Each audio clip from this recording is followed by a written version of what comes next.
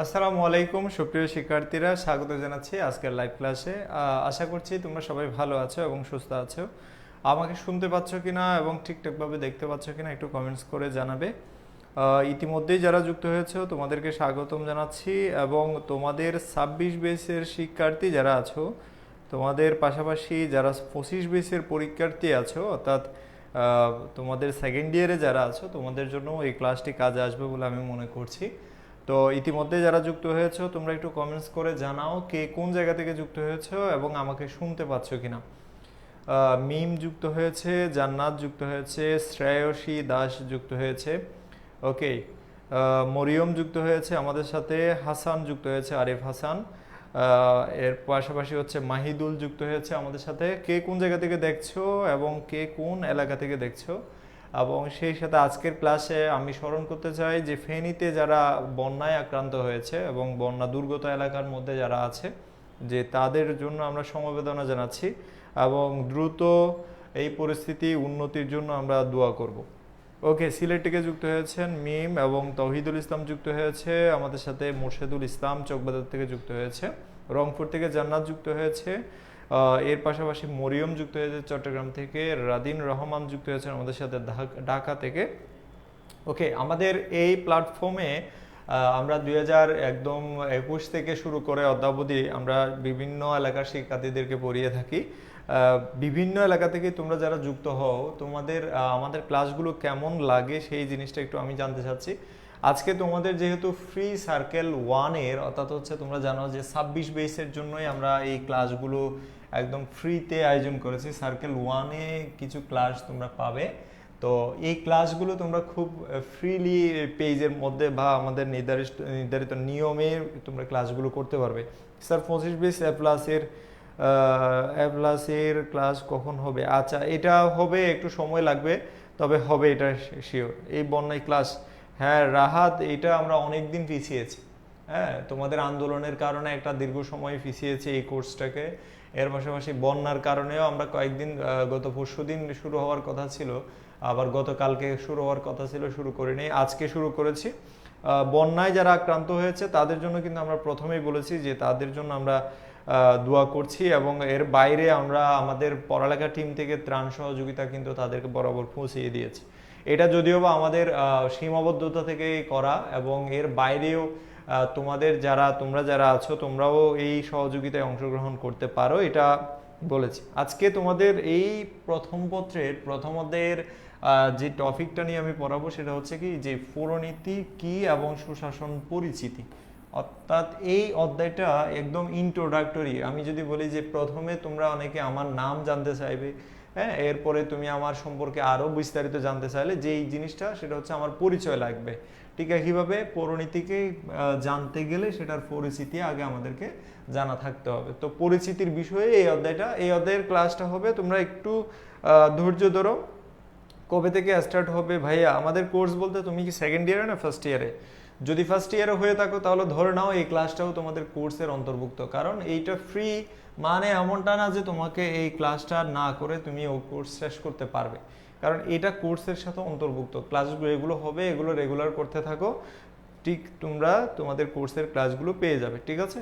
তো তোমাদের ফ্রি যে সার্কেলটা, এটা মেইনলি হচ্ছে তোমাদেরকে ফ্রিতে দেওয়া, এই কারণেই তোমরা যাতে বুঝতে পারো অন্তত যে প্ল্যাটফর্মের ক্লাসগুলো কীরকম হচ্ছে, কীভাবে হচ্ছে, এবং তোমার টিচারগুলো কেমন, আসলে তারা কেমন পড়ায়, এই জিনিসটা তোমাদেরকে জানানোর জন্যই হচ্ছে আমরা ফ্রিতে এই ক্লাসগুলো দিচ্ছি। ওকে, এরপরে আমরা একটু যাই যে তোমাদের আজকের আলোচনায় যে পৌরনীতির সংজ্ঞা এবং ধারণা, সেখানে একটু খেয়াল করো যে গ্রিক দার্শনিকের কথা বলছে, রাষ্ট্রবিজ্ঞানের জনকও বলতে চায় ওনাকে। ইনি আর কেউ নয়, এরিস্টটল। তো এরিস্টটল কে, সেটা যখন আমাকে প্রশ্ন করা হয় বা কেউ যখন জিজ্ঞেস করে যে এরিস্টটল কে, তিনি একজন হচ্ছে প্রথম দিকের দার্শনিক, অর্থাৎ মানব সভ্যতার যে জ্ঞান বিজ্ঞান চর্চার শুরুর দিকের যারা দার্শনিক ছিল তাদের মধ্যে অন্যতম হচ্ছে কে, এরিস্টটল। তো এরিস্টটল কে সেটা যদি বলি, যে আরেকটা উত্তর দেওয়া যায়, সেটা হচ্ছে এরিস্টটল যিনি তিনি কার ছাত্র? এরিস্টটল হচ্ছে মূলত যে প্লেটোর ছাত্র। কার ছাত্র?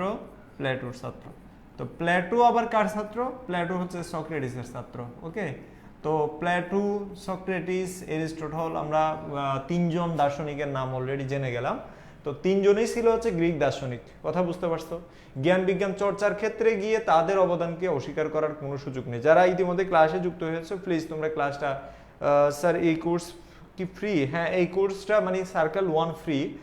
প্রথম দিকের কিছু ক্লাস তোমরা ফ্রিতে পাবে, এরপরে আবার তোমাকে পেইড কোর্সে ভর্তি হতে হবে। ওকে, তো সক্রেটিস যেটা, সক্রেটিসের ছাত্র প্লেটো, প্লেটোর ছাত্র এরিস্টটল, আবার এরিস্টটলের ছাত্র ছিল।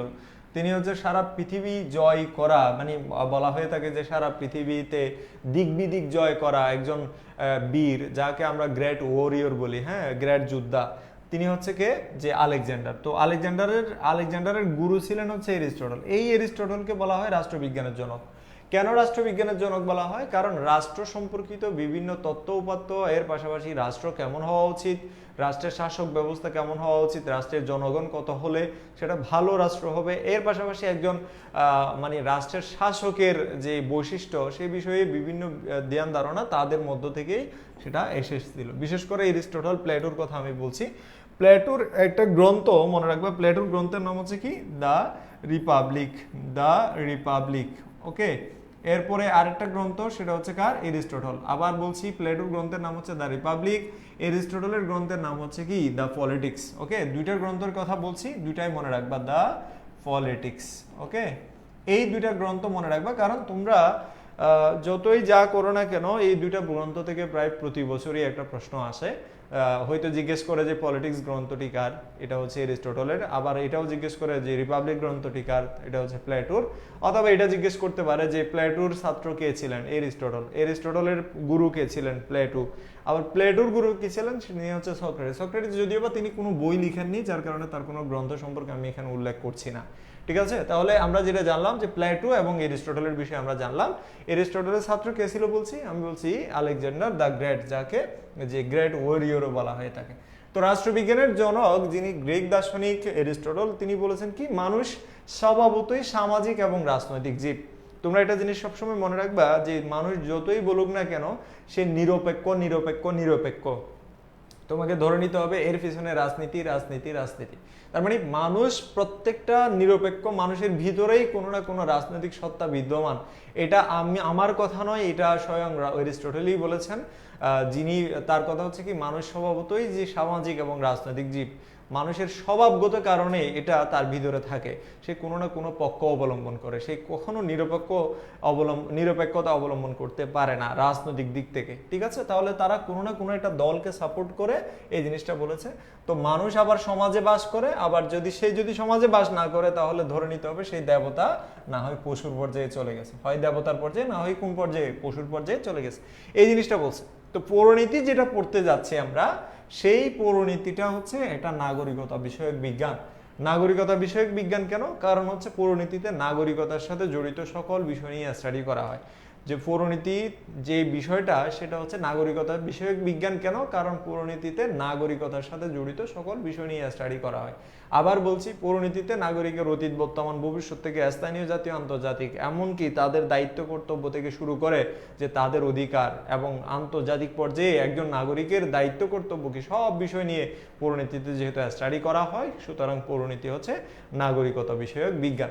তাহলে আমরা এই পর্যন্ত যেটা জানলাম সেটা হচ্ছে কি, পৌরনীতি বিষয়টা যে একটা নাগরিকতা বিষয়ক বিজ্ঞান। এখানে একটা জিনিস মনে রাখবা, যে রাষ্ট্রবিজ্ঞানের কথা বলছে না, এই রাষ্ট্রবিজ্ঞানের একটা শাখা হচ্ছে এই নাগরিকতা বিষয়ক বিজ্ঞান বা পৌরনীতি। মনে থাকবে? তাহলে পৌরনীতি হচ্ছে কোন বিজ্ঞানের একটা শাখা? রাষ্ট্রবিজ্ঞানের একটা শাখা। তাহলে আবার বলছি, পৌরনীতি হচ্ছে রাষ্ট্রবিজ্ঞানের একটা শাখা। তো সেই দিক থেকে বিবেচনা করলে রাষ্ট্রবিজ্ঞানের জনক যদি এরিস্টটল হয়, তাহলে পৌরনীতির জনকও এরিস্টটল। কথা বুঝতে পারছো? তাহলে এইখানে এই জিনিসটা তোমরা মনে রাখবা, এটুকু তোমরা মনে রাখবো অন্তত। এবার আসি ধারণার বিষয়ে, যে পৌরনীতি যে শব্দটা, সেটা শাব্দিক অর্থ যদি আমরা দেখি, যে পৌরনীতিকে ইংরেজিতে বলা হয় সিভিক্স। ওকে, এটা এখানে আছে, ইংরেজি সিভিক্স যে শব্দটি, এই শব্দের বাংলা প্রতিশব্দ হচ্ছে কি, পৌরনীতি। এবং এই সিভিক্স শব্দটাকে ভাঙলে আমরা দুইটা শব্দ পাবো, একটা হচ্ছে সিভিস আর একটা হচ্ছে সিভিটাস। ওকে, আবার বলছি যে সিভিক্স যে শব্দটা, আমাদের মনে রাখতে হবে, সিভিক্স যে শব্দটা, সেই শব্দটা হচ্ছে একটা ইংরেজি প্রতিশব্দ। আবার বলছি, এটা হচ্ছে ইংরেজি প্রতিশব্দ, সিভিক্স শব্দটা, বাংলা পৌরনীতি। এই সিভিক্স ইংরেজি এবং এটার বাংলা হচ্ছে কি পৌরনীতি। এই শব্দটাকে বাংলা আমরা দুইটা শব্দ পাবো, একটা হচ্ছে সিভিস আর একটা হচ্ছে কি সিভিটাস। ওকে, একটা সিভিস আর একটা হচ্ছে কি সিভিটাস। এই সিভিস এবং সিভিটাস দুইটাই হচ্ছে যে তোমার একদম স্পষ্টভাবে বললে দুইটাই হচ্ছে ল্যাটিন ভাষার শব্দ। ওকে, এখানে আছে যে ল্যাটিন শব্দ সিভিস, তাহলে এটা একটা ল্যাটিন শব্দ, এবং সিভিটাস, এই যে সিভিটাস এটাও ল্যাটিন শব্দ। তাহলে এই দুটো শব্দ মিলেই হয়েছে সিভিক্স। তাহলে আমরা যদি কেউ যদি জিজ্ঞেস করে যে সিভিক্স যে শব্দটি এটা কোন ভাষা থেকে আসছে, তাহলে তোমাকে ধরে নিতে হবে এটা হচ্ছে ল্যাটিন ভাষা থেকে এসেছে। ল্যাটিন দুইটা শব্দ থেকে এসেছে, বিশেষত সিভিস এবং সিভিটাস থেকে। এখন প্রশ্ন হচ্ছে এটা কোন ভাষার শব্দ, সিভিক্স কোন ভাষার শব্দ? একটু কমেন্ট সেকশনে জানাবে, আমি আশা করব যে তোমরা সঠিক উত্তরটাই দিবে। আবার বলছি যে সিভিক্স কোন ভাষার শব্দ। আমি জানি এটা একটু ইন্টারেস্টিং একটা প্রশ্ন হতে যাচ্ছে, কারণ তোমাদের অনেকেই কিন্তু এই প্রশ্নটা ভুল করো। হ্যাঁ, পরীক্ষায় গিয়ে তোমরা এই প্রশ্নটা ভুল করো, স্যার আপনারা না বন্যায় উদ্ধার কাজ করতেছিলেন, তাহলে এখন প্লাস। আচ্ছা, তানিশা আক্তার আমাদের টিমের একাংশ উদ্ধার কাজে ছিল এবং আজকে সন্ধ্যায় ওরা ব্যাক করেছে একদিন ওখানে অতিবাহিত করার পরে, এবং আমি অফিসে ছিলাম, আমি কখনোই ওইখানে যাইনি। আমি ফান্ড কালেকশনের কাজে চট্টগ্রামের চকবাজারে ছিলাম এবং আমি আমার অফিসে নিয়মিত ছিলাম। ঠিক আছে, আমি গতকালকেও ক্লাস নিয়েছি, গতকালকে ক্লাস নিয়েছি, আজকে একটু আগেও ক্লাস নিয়েছি, এখনো ক্লাস নিচ্ছি। ঠিক আছে, তো প্রশ্ন থাকতে পারে, প্রশ্নটা আক্রমণ করে না। হ্যাঁ, তুমি জিজ্ঞেস করতে পারো যে আপনারা কি ফান্ড কালেকশনে যান নাই, এটা জিজ্ঞেস করতে পারো যে আবার ক্লাসে কেন, এটা তুমি দেখতেছো আমি অলরেডি ক্লাসে আছি, তাহলে আক্রমণ করে প্রশ্ন করবে না। ঠিক আছে, ওকে। এখানে ইংলিশ, আরিফ হাসান বলেছে ইংলিশ এবং জান্নাত বলেছে ইংলিশ, একজ্যাক্টলি এটাই। হ্যাঁ, এই জিনিসটাতে ভুল করেছে তোমাদের অনেক সিনিয়ররা, এটা এই জন্য হচ্ছে প্রশ্ন করেছি। এবং এটা ইংলিশ, আমরা জানি যে পৌরনীতির ইংরেজি প্রতিশব্দ হচ্ছে সিভিক্স, এবং এটা দুইটি ল্যাটিন শব্দ থেকে আসছে, একটা সিভিস এবং সিভিটাস। এই দুটো শব্দের অর্থ হচ্ছে, একটার অর্থ হচ্ছে নাগরিক আর একটার অর্থ হচ্ছে কি নগর রাষ্ট্র। এবার আসি নাগরিক এবং নগর রাষ্ট্র নিয়ে অনেক কথা হবে। ঠিক আছে, নগর রাষ্ট্র, তাহলে একটা নাগরিক আর একটা কি নগর রাষ্ট্র। এখন কথা হচ্ছে শাব্দিক অর্থ বিবেচনা করলে, অর্থাৎ দুইটা শব্দের অর্থ যদি আমরা বিবেচনা করি, সিভিস এবং সিভিটাসের অর্থ যদি আমরা বিবেচনা করি, এই যে নাগরিক এবং নগর রাষ্ট্র, তো দুইটার অর্থ যদি আমরা বিবেচনা করি, যেটা দাঁড়ায় সেটা হচ্ছে কি যে নগর রাষ্ট্রে বসবাসরত নাগরিকদের আচরণ ও কার্যাবলী সংক্রান্ত বিজ্ঞান। আবার বলছি যে নগর রাষ্ট্রে বসবাসরত যে নাগরিকদের আচরণ এবং কার্যাবলী সংক্রান্ত বিজ্ঞানকে বলা হচ্ছে কি পৌরনীতি। এইটুকু বুঝতে পেরেছো কয়জন বলো তো? এইটুকু বুঝতে পেরেছো কয়জন? তোমরা যারা লাইভে যুক্ত হয়েছো প্লিজ তোমরা একটু লাইভটা শেয়ার করে দাও, যাতে করে তোমাদের বেসে আরো যারা বন্ধু বান্ধবী আছে যারা এখনো পড়াশোনায় অন্তর্ভুক্ত হতে পারে নাই, মানে এখনো কলেজ শুরু হয় নাই, বা কলেজ শুরু হলেও সেইভাবে ক্লাস হচ্ছে না, বিভিন্ন দুর্যোগ লেগে আছে, তো সব মিলে তোমাদের অনেক বন্ধু বান্ধবী পড়াশোনা থেকে একটু দূরে আছে, তাদেরকে মেনশন করে ক্লাসে নিয়ে আসতে পারো। ওকে, এখন যেটা বলছি সেটা হচ্ছে কি শাব্দিক অর্থে, তাহলে যেটা দাঁড়াচ্ছে সেটা হচ্ছে কি নগর রাষ্ট্রে বসবাসরত নাগরিক সম্পর্কিত যে আচার আচরণ বা তাদের কার্যাবলী সম্পর্কিত বিজ্ঞানকে পৌরনীতি বলা হচ্ছে। এখন কথা হচ্ছে এই দুইটা বিষয়, এই দুইটা জিনিস কি আসলে, সিভিস এবং সিভিটাস, এই দুইটা জিনিস কি? হ্যাঁ, অর্থাৎ নাগরিক এবং নগর রাষ্ট্র, এই দুইটা জিনিস কেন আসলো, বা নগর রাষ্ট্র জিনিসটা কি, কোথায় ছিল, কিভাবে ছিল? তো প্রথমে আসি আমরা নগর রাষ্ট্র সম্পর্কে। নগর রাষ্ট্র, এই যে দেখো নগর রাষ্ট্র আমি লিখলাম, এটাকে আমরা ইংরেজিতে বলতে সিটি স্টেট। ইংরেজিতে কি বলা হচ্ছে এটাকে? City state. Okay, city state, city state, শেষে ই ছিল স্টেট। ওকে, সিটি স্টেট বলতে আমরা আসলে যেটা বুঝি সেটা হচ্ছে কি, যখন একটা নগরকে কেন্দ্র করে, যখন একটা নগরকে কেন্দ্র করে, আবার বলছি, যখন একটা নগরকে কেন্দ্র করে একটি রাষ্ট্র গড়ে ওঠে বা রাষ্ট্র কাঠামো গড়ে ওঠে, তখন সেটাকে বলা হয় নগর রাষ্ট্র।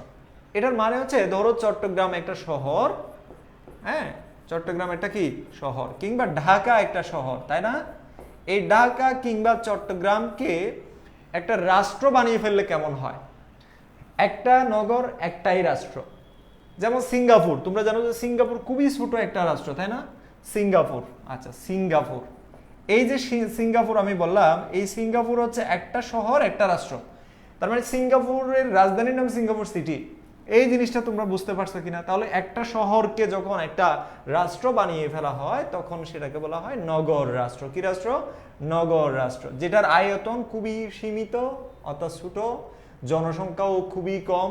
আবার বলছি, আয়তনের দিক থেকে খুবই ছোট এবং জনসংখ্যার দিক থেকে খুবই কম মানুষ সেখানে বসবাস করে, এবং যেই মানুষগুলো বসবাস করে সেই মানুষগুলো সবাই নাগরিক না। বিষয়টা খুবই ইন্টারেস্টিং না? ইন্টারেস্টিং। আসলে বোঝার চেষ্টা করো। সেটা হচ্ছে কি, যে এখানে সবাই নাগরিক না, নগর রাষ্ট্রে সবাই নাগরিক না। কেন নাগরিক না সে বিষয়টাই আসবে। কেন নাগরিক না? কারণ নগর রাষ্ট্র যে জিনিসটা, সেই জিনিসটাতে যারা বসবাস করে তাদের যে মানুষগুলো, যে তাদের সংখ্যা তো এমনিতে কম, কারণ আয়তন কম হলে সংখ্যা কম হবে। তাহলে এই যে আয়তন কম হওয়া, সংখ্যা কম হওয়া, এই আয়তন এবং সংখ্যার দিক থেকে যখন হচ্ছে কোন একটা এলাকা ছোট হবে, সেই এলাকার মানুষের সংখ্যাও কম হবে, অর্থাৎ মানুষ যারা তারা সংখ্যা অর্থাৎ জনসংখ্যাও কম, এখানে আয়তনও কম। এই দুটো জিনিস বুঝতে পারছো? আয়তন, ওকে, আয়তন, এই দুইটা জিনিস কম এবং এই যে জনসংখ্যা আছে তাদের সবাই আবার নাগরিক না। তাহলে নাগরিক কারা? এই প্রশ্নটা তোমাদের অনেকের মনে প্রশ্ন আসতে পারে যে নাগরিক কারা। নগর রাষ্ট্রে যে মানুষগুলো বসবাস করত, আমি একটু মুছে ফেলে এই জিনিসটা, নগর রাষ্ট্রে যে মানুষগুলো বসবাস করত সবাই নাগরিক ছিল না, কারণ তাদের মধ্যে ছিল শ্রেণী বিভাজন। শ্রেণী বিভাজনটা কিরকম একটু খেয়াল করো। নগর রাষ্ট্রের যে টোটাল জনসংখ্যা ছিল সেই জনসংখ্যাকে তারা 4 ভাগে ভাগ করেছে। একটা নাম দিয়েছে নাগরিক, আরেকটা নাম দিয়েছে হচ্ছে অবসরভোগী,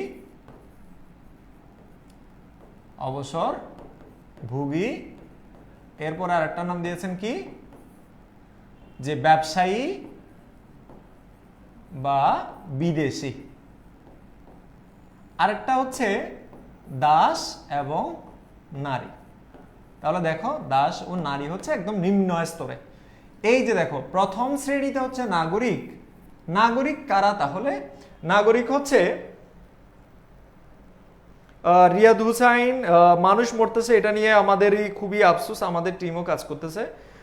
তুমি আসলে স্টুডেন্ট নও, তাতে করে তোমার এইভাবে কথা বলাটা ঠিক না। আমার মনে হয় আমি তোমাকে রিয়াক্ট করতে পারি, বাট আমি এই জায়গা থেকে আমার করাটা ঠিক হবে না। মানুষ মরতেছে এটা আমরাও জানি, সবার সব জায়গা থেকে সব কিছুর একটা সীমাবদ্ধতা থাকে। আমাদের এই কোর্সটা শুরু হওয়ার কথা ছিল অনেক আগে থেকে, আমরা শুরু করতে পারি নাই। এই কারণে হচ্ছে আজকে ক্লাসটা আমরা শুরু করেছি। ঠিক আছে, আশা করি তুমি তোমার উত্তর পেয়েছো। তবে আমি তোমাকে তোমার মতো স্টুডেন্টকে আমাদের পেজে রাখতে চাই না। ঠিক আছে, ওকে। এখানে খেয়াল করো যে নগর রাষ্ট্রের বিষয়টা আমি বলবো, আর একটু বলবো আগে নাগরিকটা শেষ করি। নাগরিক হচ্ছে তারাই যারা রাষ্ট্রের দায় দায়িত্ব এবং কি কর্তব্য, এর পাশাপাশি যারা অধিকার ভোগ করে। তার মানে হচ্ছে শুধুমাত্র তারাই নাগরিক, রাষ্ট্রের দায় দায়িত্ব যারা পালন করত এবং যারা অধিকার ভোগ করত রাষ্ট্রের, তারাই হচ্ছে নাগরিক হিসেবে বিবেচিত। অবসরভোগী হচ্ছে তারাই যারা মূলত রাষ্ট্রের নাগরিকত্বের বা যারা নাগরিক ছিল একটা সময়, তারা এখন আর ওই দায়িত্ব পালন করছে না। এর পাশাপাশি ব্যবসায়ী বিদেশি, এটা তো বুঝতেই পারতেছো, যারা ব্যবসা করে, যারা বিদেশ থেকে এসে ব্যবসা বাণিজ্যে নিয়ন্ত্রণ করে। এরপর আরেকটা যেটা আছে সেটা হচ্ছে কি দাস এবং নারী। নারীদের কোনো অধিকার সে সময় আসলে দেওয়া হতো না। গ্রিক সভ্যতা, এটা হচ্ছে গ্রিক সভ্যতার কথা। কোথাকার? গ্রিক সভ্যতার কথা। এবং এই নাগরিক যারা, তাদের মধ্যে কেউ নারী ছিল না। এখানে দাস এবং নারীদের অবস্থান ছিল সমাজের সবচেয়ে নিম্ন স্তরে। এবার আসি, তাহলে নগর রাষ্ট্রে সবাই কি ছিল না? নাগরিক ছিল না। নগর রাষ্ট্র বলতে কি বোঝাচ্ছে? নগর রাষ্ট্র বলতে যেটা বোঝাচ্ছে সেটা হচ্ছে কি, এমন একটা এলাকা যেটা একটা নগর এবং সেটি একটি রাষ্ট্রও বটে। তাহলে নগর সাথে এটাকে রাষ্ট্র বলা হচ্ছে, কারণ নগর মানে এখানে আমরা আমাদের দেশের ক্ষেত্রে, আমাদের দেশ অনেক বড়, তাই না? এখানে অনেকগুলো নগর আছে, যেমন চট্টগ্রাম নগর, ঢাকা নগর, হ্যাঁ, এরকম। তাহলে নগরটাকে রাষ্ট্র যখন বিবেচনা করা হয় তখন সেটা নগর রাষ্ট্র। তো নগর রাষ্ট্রের জনসংখ্যার পরিমাণটা ছিল খুবই কম, এবং সেটা যদি আমরা নগর রাষ্ট্রের কয়েকটা নগর রাষ্ট্রের কথা বলি, বিশেষ করে প্রাচীন গ্রিক সভ্যতার মধ্যে অন্যতম কয়েকটা নগর রাষ্ট্র, গ্রিক সভ্যতার নগর রাষ্ট্রের মধ্যে অন্যতম হচ্ছে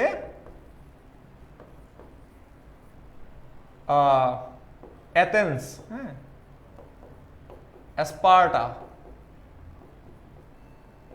এবং থেবেস। মনে রাখবা কয়টা বলছি? তিনটা, অ্যাথেন্স, স্পার্টা এবং থেবেস। আবার বলছি, অ্যাথেন্স, স্পার্টা এবং থেবেস, এই কয়টা, ঠিক আছে? এই কয়টা নগরাষ্ট্রের কথা মনে রাখবা, অ্যাথেন্স, স্পার্টা এবং থেবেস। ওকে, আবার বলছি যে অ্যাথেন্স, স্পার্টা, থেবেস হচ্ছে গ্রিক সভ্যতার নগরাষ্ট্রের অন্যতম। আরেকটা নগরাষ্ট্র আছে গ্রিক সভ্যতার বাইরে, সেটা হচ্ছে কি রোমান সভ্যতার কথা তোমরা অনেকেই শুনেছ। এটাও কিন্তু বিখ্যাত একটা নগরাষ্ট্র, যে রোম যেটা, সেই রোম সভ্যতা বা রোম নগর, ঠিক আছে, এটাও একটা নগরাষ্ট্র ছিল। তো বর্তমানেও কিন্তু নগরাষ্ট্র দেখা যায়, যেমন ধরো সিঙ্গাপুরের কথা বললাম, সিঙ্গাপুর একটা মোটামুটি একটা নগরাষ্ট্র। একইভাবে তোমরা ভ্যাটিকান সিটির নাম শুনছো না? ভ্যাটিকান সিটি, মোনাকো সিটি, হ্যাঁ, এইগুলো হচ্ছে এটা কি নগরাষ্ট্র। একটু পরে আসলাম, অনেক কিছু মিস করলাম। আচ্ছা ঠিক আছে, 3 নম্বরটা শুনিনি কখনো, কোন 3 নম্বরটা শুনো নাই? ওকে, তাহলে এই জিনিসটা বুঝতে পারছো? তাহলে এই যে তোমাদের যে বললাম যে নগর রাষ্ট্র এবং নগরাষ্ট্রের মধ্যে যারা ছিল তাদের মধ্যে 4টা শ্রেণী বিভাজন ছিল টোটাল জনসংখ্যার মধ্যে।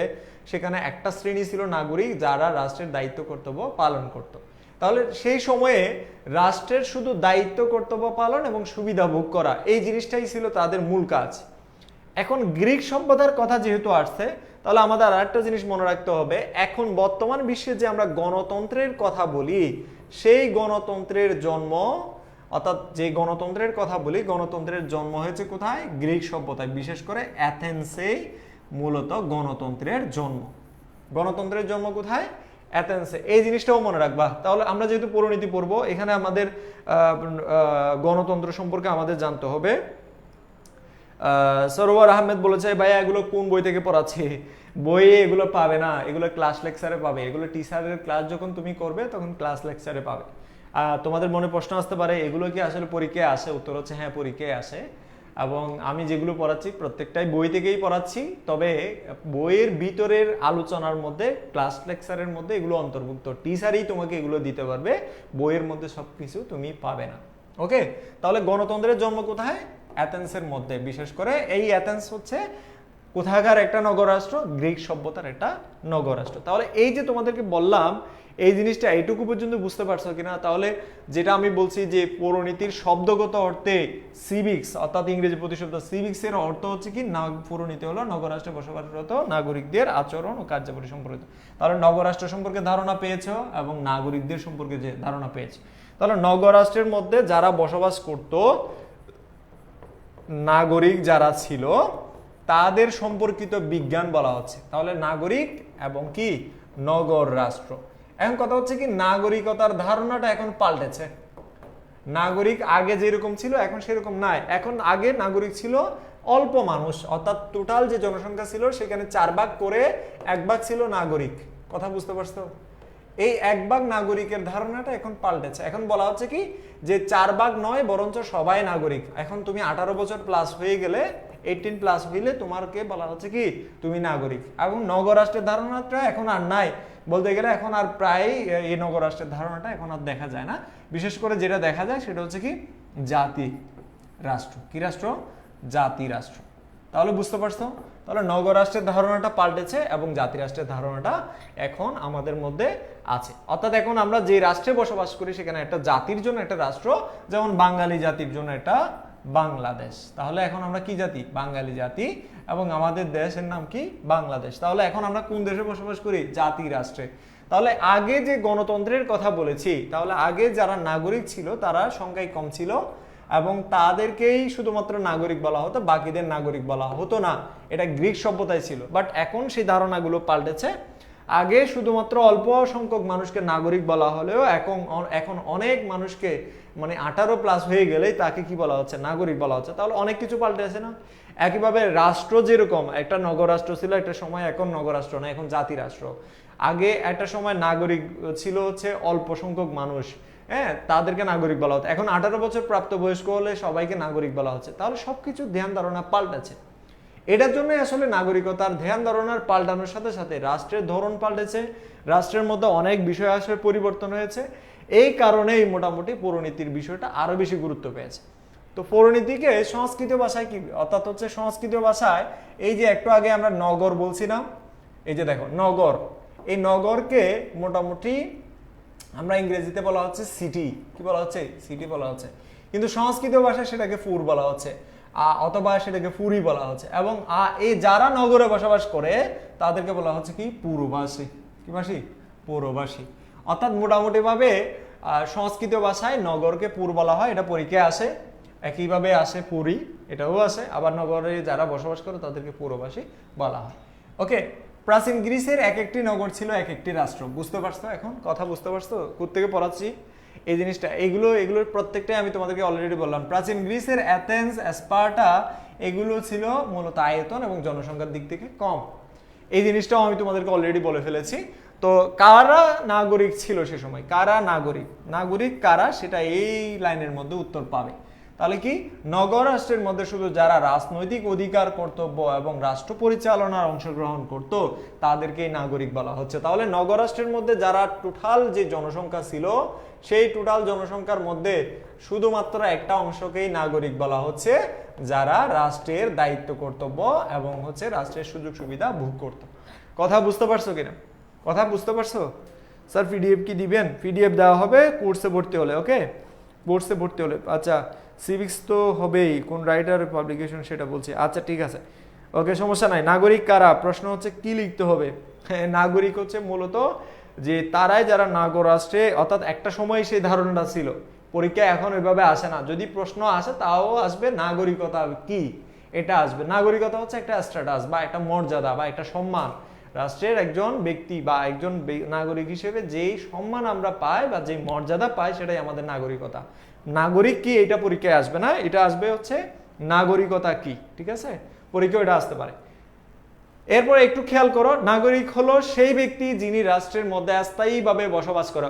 তোমাদের ফাইল দেওয়া হবে সেই গ্রুপটাতে, যেই গ্রুপটাতে তোমরা যুক্ত আছো, হোয়াটসঅ্যাপ গ্রুপে, যেটাতে আমি ক্লাসের লিঙ্ক দিয়েছি, সেই গ্রুপে তোমরা ওই ফাইলটা তোমরা পাবে, আমি তোমাদেরকে দিতে বলবো। ওকে, নাগরিক হলো সেই ব্যক্তি যিনি রাষ্ট্রের মধ্যে স্থায়ীভাবে বসবাস করে, রাষ্ট্রের প্রতি আনুগত্য পোষণ করে, রাষ্ট্রের প্রতি তার দায়িত্ব কর্তব্য পালন করে এবং রাষ্ট্র স্বীকৃত সামাজিক, রাজনৈতিক, অর্থনৈতিক অধিকার ভোগ করে। পৌরনীতি মূলত নাগরিক সামাজিক বিজ্ঞানের একটি গুরুত্বপূর্ণ শাখা। এখন কথা হচ্ছে সামাজিক বিজ্ঞান কোনটা, এটা একটা প্রশ্ন না? সামাজিক বিজ্ঞান কোনটা বলছে না, পৌরনীতি হচ্ছে সামাজিক বিজ্ঞানের একটি গুরুত্বপূর্ণ শাখা। আচ্ছা, একটু আগে আমরা বলছিলাম কি, যে পৌরনীতি হচ্ছে যে রাষ্ট্রবিজ্ঞানের একটি শাখা। এখন আবার বলতেছি যে পৌরনীতি হচ্ছে সামাজিক বিজ্ঞানের একটি গুরুত্বপূর্ণ শাখা। তাহলে কোনটা সঠিক? দুইটাই সঠিক। একটু খেয়াল করো, কারণ পৌরনীতি যে বিষয়টা সেটা সামাজিক বিজ্ঞানের একটা গুরুত্বপূর্ণ অংশ। আবার বলছি, সামাজিক বিজ্ঞানের গুরুত্বপূর্ণ কি অংশ, আর রাষ্ট্রবিজ্ঞানের সরাসরি শাখা। যেমন খেয়াল করো যে পৌরনীতিকে বলা হচ্ছে নাগরিকতা বিষয়ক বিজ্ঞান। কি বিষয়ক? নাগরিকতা বিষয়ক। ওকে, তাহলে নাগরিক কোথায় বাস করে? নাগরিক বাস করে হচ্ছে সমাজে, ঠিক আছে, অথবা রাষ্ট্রে। এখানে দুইটা কথাই প্রায় একই জিনিসকে বোঝায়। যেমন ধরো, সমাজের ক্ষুদ্র বিষয়, রাষ্ট্রের ক্ষুদ্র বিষয় হচ্ছে সমাজ, আর সমাজের বৃহত্তর বিষয় হচ্ছে কি রাষ্ট্র। অর্থাৎ যে সমাজ, আমরা যে সমাজের কথা বলি, স্যার বই পড়তে হবে না আপনার লেকচার নোট করলেই হবে?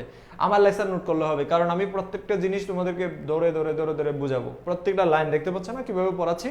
এভাবে পড়লে তোমাদের কাছে কোনো কিছুই বাদ যাবে না। এস রহমান, এতগুলো কমেন্টস একসাথে একইভাবে করা দরকার নেই, ঠিক আছে? রাজনৈতিক অধিকার মানে কি ভাইয়া? রাজনৈতিক অধিকার মানে হচ্ছে একজন রাষ্ট্রের নাগরিক হিসেবে একজন ব্যক্তি যেই সকল অধিকার ভোগ করে সেগুলোকে আমরা রাজনৈতিক অধিকার বলবো। এবং রাজনৈতিক অধিকারের মধ্যে অন্যতম হচ্ছে রাষ্ট্রের মধ্যে তুমি স্বাধীনভাবে চলাফেরা করতে পারবে, রাষ্ট্রের প্রদত্ত সুযোগ সুবিধা ভোগ করতে পারবে, একইভাবে রাষ্ট্রের চাকরি বাকরি প্রাপ্তির ক্ষেত্রে তুমি সমান সুযোগ পাবে। এই জিনিসটাই হচ্ছে রাজনৈতিক অধিকার। ওকে, রাজনৈতিক তোমাদেরকে বললাম যে এই শীটটা আমি তোমাদেরকে অবশ্যই, হ্যাঁ, সরওয়ার আহমেদ বললো যে অ্যাটেনশন দিয়ে ক্লাস করেন তাহলে 90% শেখা হয়ে যাবে। একজ্যাক্টলি এটাই, 90%-এর উপরে শেখা হবে আমার যা ধারণা, যদি মনোযোগ দিয়ে ক্লাস করো। কারণ আমি জানি যে কোন জিনিসটাতে কিভাবে পড়াতে হবে। ওকে, কারণ হচ্ছে এটা আমি পড়াচ্ছি অনেক দিন ধরে, এবং আমার 2021 সালের যারা এইচএসসি পরীক্ষা দিয়েছে তাদেরকেও আমি পড়িয়েছি প্ল্যাটফর্মের মাধ্যমে, পর্যায়ক্রমিকভাবে এখনো পড়াচ্ছি। তোমরা 26 বেসের বেস, অনেক অনেক অনেক সময় অতিবাহিত হয়েছে। ওকে, তাহলে যাই হোক, এখানে নাগরিক যারা, যে নাগরিক সমাজে বাস করে, পরোক্ষভাবে তারা রাষ্ট্রে বসবাস করে। যদি আমরা একটু খেয়াল করি, যেটা সমাজের বিষয় সেটাই সামাজিক বিষয়। একটু যদি আমি বলি তোমাদেরকে, বিজ্ঞান মূলত দুই ধরনের। বিজ্ঞান মূলত কয় ধরনের? দুই ধরনের। এটা হচ্ছে প্রাকৃতিক বিজ্ঞান আর একটা সামাজিক বিজ্ঞান। প্রাকৃতিক বিজ্ঞান যেগুলো হচ্ছে পিওর, মানে যে সায়েন্সগুলো হচ্ছে মূলত প্রকৃতি পদার্থ উপাদানগুলো, যেমন বায়োলজি, ফিজিক্স, কেমিস্ট্রি, এই জাতীয় যে বিজ্ঞানগুলো আছে এগুলো হচ্ছে প্রাকৃতিক বিজ্ঞান। অন্যদিকে সামাজিক বিজ্ঞান কোনগুলো? যেগুলো সমাজের সমস্যা সমাধানের লক্ষ্যে গড়ে উঠেছে, যেমন অর্থনীতি, রাষ্ট্রবিজ্ঞান, পৌরনীতি, সমাজবিজ্ঞান, নৃবিজ্ঞান, উন্নয়ন বিজ্ঞান, জেন্ডার স্টাডিজ, প্রত্যেকটাই হচ্ছে সামাজিক বিজ্ঞান, কারণ সমাজের সমস্যা সমাধানের লক্ষ্যে এই বিজ্ঞানগুলো কাজ করছে। তাহলে বিজ্ঞান কয় ধরনের? দুই ধরনের। একটা প্রাকৃতিক বিজ্ঞান আর একটা কি? সামাজিক বিজ্ঞান। মনে থাকবে, একটা প্রাকৃতিক বিজ্ঞান আর একটা কি? সামাজিক বিজ্ঞান। ওকে, এরপরে আসে আমরা যে সমাজ পৌরনীতি কাকে বলে। পৌরনীতি কাকে বলে সেই বিষয়টা আমাদের একটু জানতে হবে। পৌরনীতি কাকে বলে সেটার উত্তর দিতে গেলে অনেকজনের সংজ্ঞা আমাদের একটু পড়তে হবে এবং সেখান থেকে আমাদের মনে রাখতেও হবে, ঠিক আছে? পৌরনীতি কাকে বলে সে বিষয়ে এখানে তোমাদের বইয়ের মধ্যে যে সংজ্ঞাগুলো আছে সেই সংজ্ঞাগুলোর মধ্যে আমি কয়েকটা সংজ্ঞা তোমাদের এখানে তুলে নিলাম, অর্থাৎ তোমাদেরকে এখানে দেখালাম। তার মধ্যে একটু খেয়াল করো, এফআই গ্লাউড এর মতে যেই সকল প্রতিষ্ঠান, অভ্যাস, কার্যাবলী ও চেতনার ধারা মানুষ রাষ্ট্রীয় বা সামাজিক রাষ্ট্রীয় বা রাজনৈতিক সমাজের প্রতি দায়িত্ব কর্তব্য পালন এবং অধিকার ভোগ করে তার মানে তার অধ্যয়নে হচ্ছে মূলত পৌরনীতি। এখানে কয়েকটা জিনিসকে গুরুত্ব দিয়েছেন, অর্থাৎ যেই প্রতিষ্ঠান, অভ্যাস, কার্যাবলী এবং চেতনা ধারা মানুষ রাষ্ট্রীয় রাজনৈতিক সমাজের প্রতি দায়িত্ব কর্তব্য পালন এবং অধিকার ভোগ করতে পারে সেইটাকেই বলেছে কি? পৌরনীতি। এটা গ্লাউডের সংজ্ঞা। আর একটা হচ্ছে ইএম ওয়ার্ডসের সংজ্ঞা, যেটা সবচেয়ে সহজ। সেটা হচ্ছে কি? নাগরিকতার সাথে জড়িত সকল প্রশ্ন সম্পর্কে যেই শাস্ত্র বা যেই বিষয়, এখানে শাস্ত্র বলতে যে বিষয় বা যে সাবজেক্ট এটাকেই বুঝিয়েছে, আলোচনা করে, তাই হচ্ছে পৌরনীতি। একদম সহজ না? হ্যাঁ, ইএম ওয়ার্ডসের যে সংজ্ঞাটা, ইএম ওয়ার্ডসের সংজ্ঞাটা আমরা একদম মুখস্থ করে ফেলবো, ঠিক আছে? তার একটা বইও আছে, সেই বইয়ের নাম হচ্ছে ফিলোসফি অফ সিটিজেনশিপ। তার দুইটা সংজ্ঞাই আমাদের মুখস্থ করতে হবে। আবার বলছি, এই দুইটা সংজ্ঞাই তোমাদেরকে মুখস্থ রাখতে হবে, ঠিক আছে? পরীক্ষায় এখান থেকে প্রায় সময় প্রশ্ন হয় বা প্রায় সময় প্রশ্ন এখান থেকে আসে। ওকে, আবার বলছি, একটু খেয়াল করো যে ইএম হোয়াইট যেই কথাটা বলেছেন তার কথা হচ্ছে কি? নাগরিকতার সাথে জড়িত সকল প্রশ্ন সম্পর্কে যেই শাস্ত্র আলোচনা করে সেই বিষয়টাকেই বলা হয় পৌরনীতি। এরপরে পৌরনীতির বিষয়ে বলতে গিয়ে ইএম হোয়াইট তার ফিলোসফি অফ সিটিজেনশিপ, পরীক্ষায় আসবে যে ফিলোসফি অফ সিটিজেনশিপ কার গ্রন্থ, পরীক্ষায় আসবে। আবার বলছি, ফিলোসফি অফ সিটিজেনশিপ কার গ্রন্থ, পরীক্ষায় আসবে ফিলোসফি অফ সিটিজেনশিপ কার গ্রন্থ, তখন নিচে কিন্তু লিখে দিতে হবে যে ফিলোসফি অফ সিটিজেন, মানে নিচে লেখা থাকবে ফিলোসফি অফ সিটিজেন, এটা কার? ইএম হোয়াটসের। ওকে, মনে থাকবে? তাহলে ফিলোসফি অফ সিটিজেনশিপ গ্রন্থটি কার? ইএম হোয়াটসের। তাহলে ইএম হোয়াটস সংজ্ঞা কি দিয়েছেন? প্রথমটা হচ্ছে কি? নাগরিকতার সাথে জড়িত সকল বিষয় সম্পর্কে যেই শাস্ত্র আলোচনা করে সেটাই পৌরনীতি। এরপর আরেকটা সংজ্ঞা দিয়েছেন, সেটা একটু ব্রডলি দিয়েছেন তিনি বলছেন যে পৌরনীতি হচ্ছে জ্ঞানের সেই শাখা যা নাগরিকতার অতীত, বর্তমান, ভবিষ্যৎ, স্থানীয়, জাতীয়, মানবতার সাথে জড়িত সকল বিষয় সম্পর্কে যেটা আলোচনা করে সেই বিষয়টাই হচ্ছে কি? পৌরনীতি। তাহলে ইএম ওয়ার্ডসের দুইটা সংজ্ঞা আমাদেরকে মুখস্থ করতে হবে যখন তোমাদেরকে আমি হোয়াটসঅ্যাপ গ্রুপে ফাইল দিব, ঠিক আছে? যখন তোমাদেরকে, তোমরা এই যারা বলতেছো যে একজন আরেকজনকে অ্যাড করে দিবা, এই অ্যাড করে দিতে পারবে না সরওয়ার আহমেদ, তুমি পারবে না। কারণ হচ্ছে কেন? কারণ হচ্ছে ওই গ্রুপগুলোতে অন্য কেউ অ্যাড করে দিতে পারে না, এটা অফিস থেকেই করতে হবে। পেজে মেসেজ দাও, যারা 26-এর এই কোর্সটা এনরোল করতে চাও, ফ্রি ক্লাসগুলো করতে চাও, তাহলে তোমরা পেজে মেসেজ দাও, ঠিক আছে? পেজে মেসেজ দাও, পেজে মেসেজ দিয়ে বলো যে আমি এই কোর্সটা করতে চাই 26 বেসের। 26 বেস বললে তোমাকে দিয়ে দিবে। ওকে, আচ্ছা। ফুতুল এসেছে। ফুতুল হচ্ছে তোমাদের বেসের স্টুডেন্ট, বাট সে আমাদের সাথে ক্লাস করতেছে অনেক দিন হচ্ছে, সে গোল্ডেন বেসে ক্লাস করতেছে অনেক দিন ধরেই, ঠিক আছে? গোল্ডেন বেসে ক্লাস করতেছে অনেক দিন ধরে। ওকে, এখানে খেয়াল করো যে ওয়েবস্টার ইন্টারন্যাশনাল ডিকশনারিতে আরেকটা কথা বলেছেন, পৌরনীতি হচ্ছে রাষ্ট্রবিজ্ঞানের সেই শাখা যেখানে নাগরিকের অধিকার ও কর্তব্য নিয়ে আলোচনা করে। আচ্ছা, এই তোগুলো সংজ্ঞা আমরা পড়লাম। বিশেষ করে আমাদের মনে রাখতে হবে এই দুটো সংজ্ঞা, ইএম ওয়ার্ডসের এবং গ্লাউডের যে সংজ্ঞাটা আছে এটাও তোমরা একটু মনে রাখবা। ওয়েবস্টার ডিকশনারি এটা পড়বা, পড়ে রিয়েলাইজ করবা, ঠিক আছে? এরপর আমরা একটু চলে যাই, পৌরনীতির সংজ্ঞাকে আমরা দুইটি অর্থে আমরা ভাগ করব, একটা বৃহত্তর অর্থে আর একটা হচ্ছে কি ঠিক আছে। আরেকটা হচ্ছে কি ক্ষুদ্র অর্থে, আবার বলছি একটা হচ্ছে বৃহত্তর অর্থে, আরেকটা হচ্ছে ক্ষুদ্র অর্থে। আমি বলছি যে পেজে মেসেজ দাও, ঠিক আছে, পেজে মেসেজ দিলে তোমাদেরকে অ্যাড করে নিবে। আগে ক্লাসটা শেষ করো, দেন হচ্ছে পেজে মেসেজ দিবে যে আমরা 26 বেসের আমরা এই কোর্সটা করতে চাই। ওকে, পরিণতির সংজ্ঞায় এটাকে দুইটা অর্থে ব্যবহার করা যায়। পরীক্ষায় এইভাবে প্রশ্ন আসবে, প্রশ্নটা হচ্ছে কি যে ক্ষুদ্র অর্থে বা সংকীর্ণ অর্থে পরিণতি বলতে কি বোঝায়, পরীক্ষায় আসবে এটাতে। ক্ষুদ্র অর্থে বা সংকীর্ণ অর্থে পরিণতি বলতে কি বোঝায়, সেটা হচ্ছে কি ক্ষুদ্র অর্থে বা সংকীর্ণ অর্থে পরিণতি অধিকার কর্তব্য সংক্রান্ত বিজ্ঞান। একদম সিম্পল, অধিকার ও কর্তব্য। যখন বলা হবে যে শুধুমাত্র অধিকার অর্থাৎ নাগরিক অধিকার ও কর্তব্য সম্পর্কিত বিজ্ঞান, তখন সেই বিষয়টা মনে করতে হবে যে এটা তো ক্ষুদ্র বিষয়, কারণ এর বাইরে তো নাগরিকদের আরো অনেক বিষয় আছে। শুধু কি আমার অধিকার কর্তব্য নিয়ে কথা বলবো, আমার আরো অনেক বিষয় আছে, স্থানীয় বিষয় আছে, জাতীয় বিষয় আছে, অতীতের বিষয় আছে, বর্তমানের বিষয় আছে, আমার ভবিষ্যৎ কি হবে সেটা নিয়ে বিষয় আছে। এর পাশাপাশি রাষ্ট্রের সংবিধান কি, রাষ্ট্রের ইতিহাস কি, রাষ্ট্রের তোমার রাষ্ট্রের যে যাবতীয় যত বিষয় আছে সবকিছু এখানে অন্তর্ভুক্ত থাকবে। একজন নাগরিক হিসেবে আমার কি করা উচিত কি করা উচিত নয় সব বিষয় নিয়ে যেহেতু পরিণতিতে আলোচনা আছে, তাহলে বুঝতে হবে যে পরিণতি শুধুমাত্র অধিকার কর্তব্যের বিষয় নয়, বরঞ্চ অধিকার কর্তব্য একটি ক্ষুদ্র বা সংকীর্ণ বিষয়। তাহলে আমাদের মনে রাখতে হবে সংকীর্ণ অর্থে নাগরিকতা পরিণতি হচ্ছে কি অধিকার কর্তব্য সংক্রান্ত বিষয়। অর্থাৎ এদের কথা হচ্ছে কি নাগরিক অধিকার কর্তব্য নিয়ে আলোচনা করাই হলো এর মূল লক্ষ্য। এটা সংকীর্ণ অর্থে। ব্যাপক অর্থে কি পরিণতিকে নাগরিকতার বিষয় বলা হয়, বিজ্ঞান বলা হয়, এটা হচ্ছে ব্যাপক অর্থে। তাহলে সংকীর্ণ অর্থে অধিকার কর্তব্য হলেও বৃহৎ অর্থে সেটা কি নাগরিকতার বিজ্ঞান। কেন? কারণ পরিণতি নাগরিকতার সাথে জড়িত সব বিষয় আবার সব বিষয় নিয়ে পরিণতি এখানে আলোচনা করে বলে এটাকে নাগরিকতা বিষয়ক বিজ্ঞান বলা হচ্ছে, নাগরিকতার বিজ্ঞান বলা হচ্ছে। তাহলে এই জিনিসটা বুঝতে পারছো কিনা, সংকীর্ণ অর্থে বৃহৎ অর্থে নাগরিকতার পরিণতির সংজ্ঞা, এরপরে পরিণতির উৎপত্তি কিভাবে হয়েছে। আমি আবার বলছি যে পরিণতি বা নাগরিকতা বিষয়ক বিজ্ঞানটার উৎপত্তি হয়েছে ঐতিহাসিক প্রেক্ষাপট আছে, সেটা কি গ্রিক সভ্যতা নগরাষ্ট্রগুলো থেকে এই পরিণতির উদ্ভব হয়েছে বা পরিণতির জন্ম হয়েছে। ঠিক আছে, আচ্ছা এরপরে আমরা যাই যে শিকাগো ইউনিভার্সিটির একজন উপাচার্য যিনি ছিলেন, তিনি রবার্ট হাসিনস নামে পরিচিত। হ্যাঁ, রবার্ট হাসিনস পরিণতিকে এডুকেশন ফর সিটিজেনশিপ বলে উল্লেখ করেছেন। তাহলে এডুকেশন ফর সিটিজেনশিপ এই কথাটিকে মানে এই বিষয়টি মানে এডুকেশন ফর সিটিজেন বলে আখ্যায়িত করেছেন কে? রবার্ট হাসিনস। এটা তোমাদের এখানে আছে, একটু খেয়াল করো। রবার্ট হাসিনস যে পরিণতিকে এডুকেশন ফর সিটিজেনশিপ অর্থাৎ নাগরিকতার শিক্ষা বলে তিনি উল্লেখ করেছেন। তার মানে পরিণতি তুমি পড়লে নাগরিকতা বিষয়ক। যেমন ধরো এই যে একটা ঘটনা, ইন্টারেস্টিং ঘটনা শেয়ার করি, সেটা হচ্ছে 24-এ যখন হচ্ছে সাধারণ ছাত্ররা অধিকার নিয়ে যখন অনেক বেশি আন্দোলন হচ্ছে, অনেক বেশি আন্দোলন, সরকার তখন জোরাজুরি করতেছে এটা প্রচার করা যাবে না, এটা করা যাবে না, এরা জামাত শিবির, এরা বিএনপি, এরা রাজাকার, এই টাইপসের যখন কথাবার্তা বলতেছে, তখন ছাত্ররা কিন্তু আন্দোলন শুরু করে দিয়েছে, ব্যাপক আন্দোলন।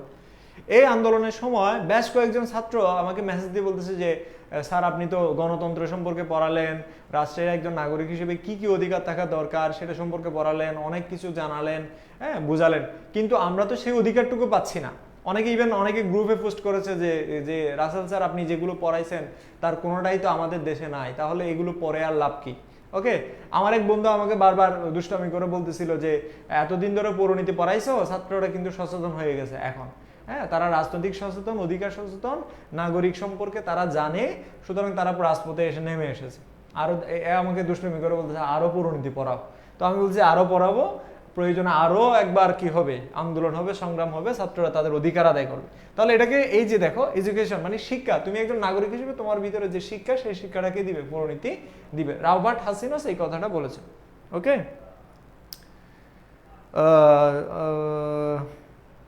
আচ্ছা গ্রিসের নগরাষ্ট্র মানে কি? যেমন বাংলাদেশ হলো গ্রিসের খুলনা, ঢাকা, সিলেট নগরাষ্ট্র। এক্সাম্পল হিসেবে বললাম গ্রিসের নগরাষ্ট্র বুঝি নাই। আচ্ছা গ্রিসের নগরাষ্ট্র বুঝো নাই, এই জিনিসটা আমি তোমাকে আবার বুঝাই দিচ্ছি। ধরো গ্রিস সভ্যতা একটা বিশাল এলাকা, বুঝতে পারছো? এটা ধরো কি সভ্যতা? এটা একটা গ্রিস সভ্যতা। ওকে, এটাকে গ্রিক সভ্যতা বলা হয়। সেই সময় গ্রিক ছিল, গ্রিস ছিল না, গ্রিক সভ্যতা।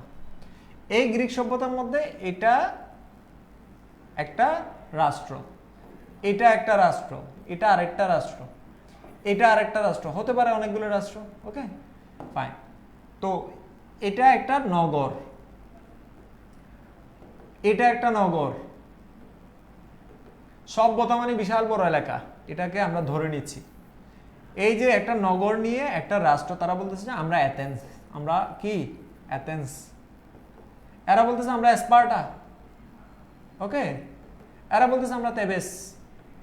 তো এখন তুমি কি করবা? এরা বলতেছে তো অ্যাথেন্সের মানুষেরা স্পার্টা গেলে তাদেরকে কি করতে হবে, যে তারা বিদেশি বলে গণ্য হবে, নাগরিক বলে গণ্য হবে না।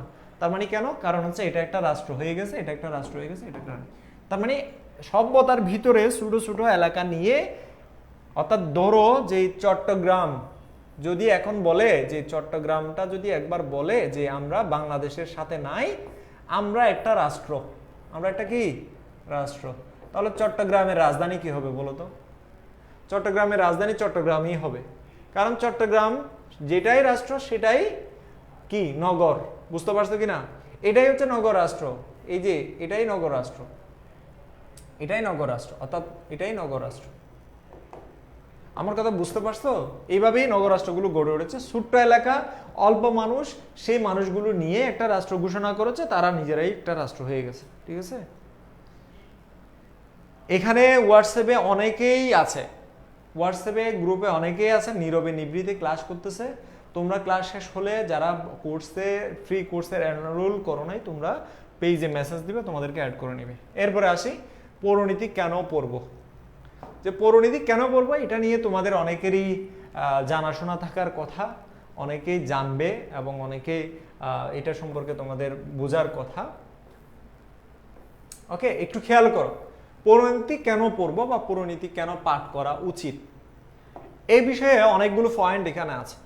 পৌরনীতি সুশাসন, সুস্থ সুন্দর সমাজ জীবন গঠনে সহায়তা করে, সুনাগরিকতার জ্ঞান দেয় আমাদেরকে, একজন নাগরিককে সুন্দর সুনাগরিক হিসেবে গড়ে তুলতে আমাদেরকে পৌরনীতি সহায়তা করে।